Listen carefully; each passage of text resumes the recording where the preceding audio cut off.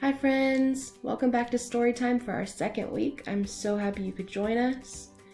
This morning we're going to be reading stories about some silly things that happen when friends forget to share with each other. So I hope you enjoy them. Stay tuned!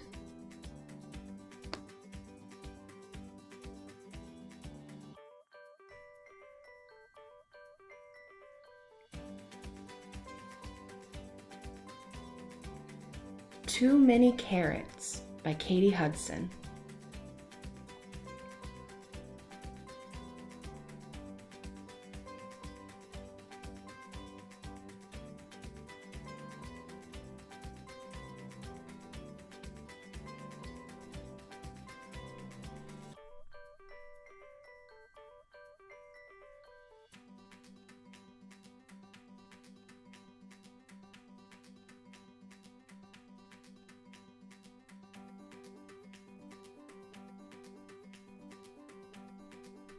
Rabbit loved carrots. He collected them wherever he went. Rabbit was proud of his collection and burrowed it away in his cozy hole. But Rabbit had a problem, a big problem. He couldn't sleep. His cozy hole was too crowded to live in.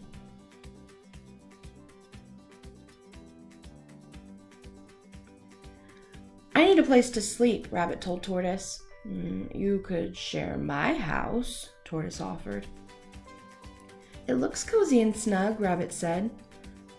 Maybe it's a little too snug for two, suggested Tortoise. Not at all, said Rabbit.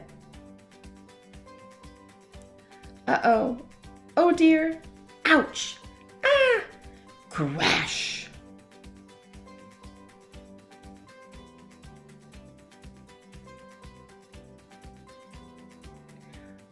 Oh dear. Well, perhaps we can stay in Bird's nest, said Rabbit.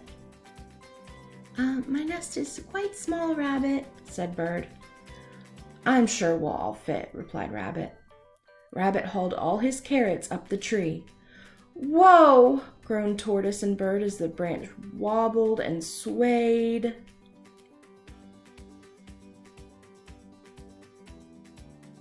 And snapped. Crash! I'm so sorry, Bird. Now 3 of us don't have a place to sleep, said Rabbit. You can sleep in my house, offered Squirrel. Oh, thank you, Squirrel. How kind of you, said Rabbit.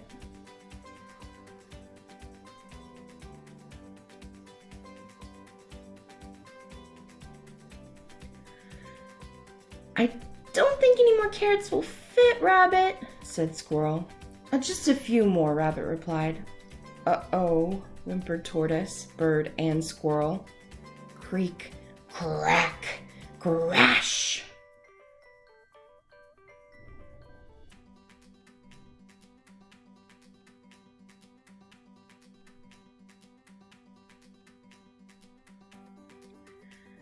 Now 4 of us don't have anywhere to sleep, grumbled Squirrel. You can sleep in my house, called Beaver. It has plenty of space. Great! I can bring even more carrots, Rabbit said with a smile. But with all your carrots, we can't fit inside, said Beaver, a bit bewildered. Just then the rain started. Tortoise shivered, Bird whimpered, and Squirrel squeaked. And Beaver heard a terrible rumble as his house collapsed. Oh no, my house! Yelled Beaver. Oh no, my carrots! Cried Rabbit.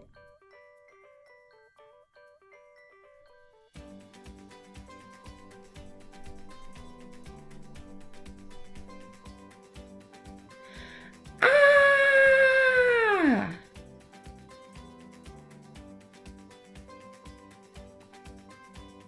Crash! The friends groaned as they swept up onto the riverbank.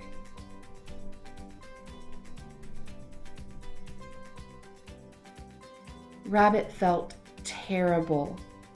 His friends were cold, tired, and homeless, and it was all his fault.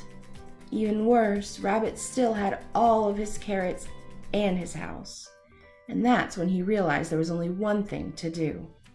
share everything with his friends. After all, carrots weren't for collecting. They were for sharing.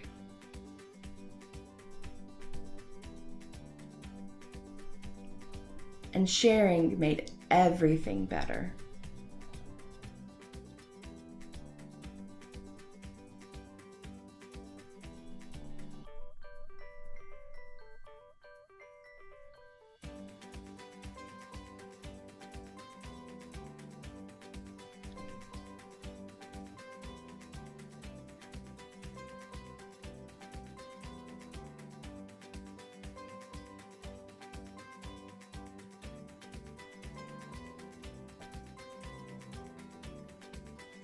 Pumpkin Soup by Helen Cooper.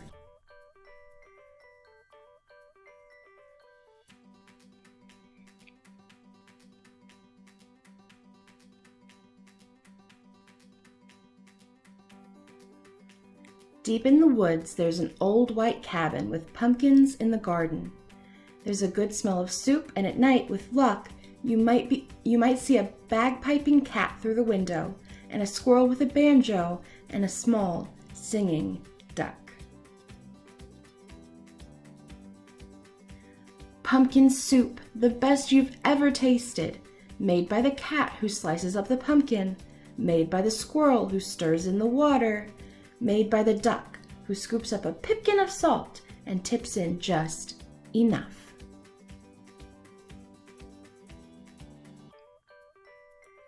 They slurp their soup and play their song, then pop off to bed in a quilt stitched together by the cat, embroidered by the squirrel, and filled with fine feathers from the duck.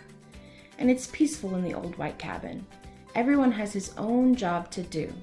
Everyone is happy, or so it seems. But one morning the duck woke up early. He tiptoed into the kitchen and smiled at the squirrel's special spoon. "Wouldn't it be fine," he murmured, "if I could be the head cook?" He drew up a stool, hopped up on top, and reached until his beak just touched the tip of the spoon. Kerplunk! Down it clattered. Then the duck trotted back to the bedroom, held up the spoon, and said, "Today it's my turn to stir the soup." "That's mine," squeaked the squirrel. "Stirring is my job. Give that back."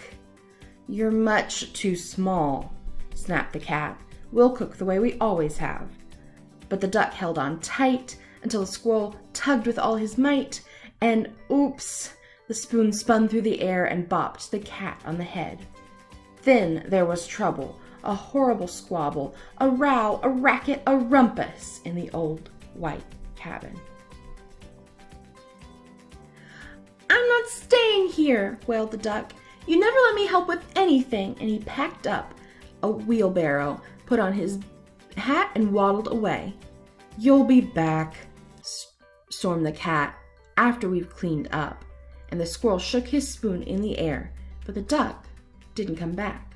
Not for breakfast, not even for lunch. "I bet he's in the pumpkin patch," the cat said. "I'll go find him." But the duck was not in the pumpkin patch. They could not find him anywhere. So they waited all that long afternoon. The cat watched the door, the squirrel paced the floor. "That duck'll be sorry when he comes home," they muttered.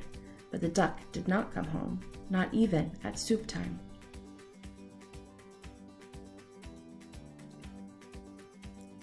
The soup wasn't tasty. They'd made it too salty. They didn't feel hungry anyway. They both sobbed over supper, and their tears dripped into the soup and made it even saltier. "We should have let him stir the soup," sniffled the squirrel. "He was only trying to help," wept the cat. "Let's go out and look for him." The cat and the squirrel were scared as they wandered down the path into the dark, dark woods. They feared for the duck, all alone with the trees and the foxes and the witches and the bears, but they couldn't find him. On and on they trudged until they reached the edge of a steep, steep cliff. "Maybe he fell down that," wailed the cat. "I'll save him," squeaked the squirrel, and he scrambled down on a long, shaky rope. He searched all around on the ground, but he couldn't find the duck.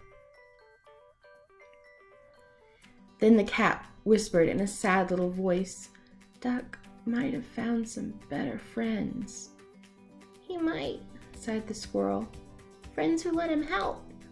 And the more they thought about it as they plodded back, the more they were sure they were right. But when they were almost home, they saw the light shining from the old white cabin. "It's Duck!" they shrieked as they burst through the door, and the duck was so happy to see them. He was also very hungry, and though it was late, they thought they would all make some pumpkin soup.